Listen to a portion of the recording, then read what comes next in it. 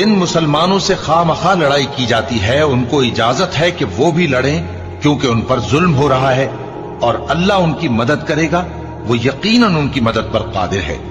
ये वो लोग हैं कि अपने घरों से नाहक निकाल दिए गए, इन्होंने कुछ कसूर नहीं किया।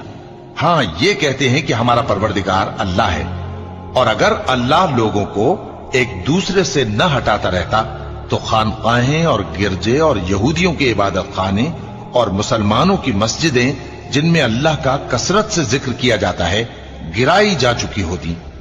और जो शख्स अल्लाह की मदद करता है अल्लाह उसकी जरूर मदद करता है, बेशक अल्लाह तवाना है, गालिब है। ये वो लोग हैं कि अगर हम इनको मुल्क में हुकूमत दे दें तो नमाज कायम करें और ज़कात अदा करें और नेक काम करने का हुक्म दें और बुरे कामों से मना करें, और सब कामों का अंजाम अल्लाह ही के इख्तियार में है।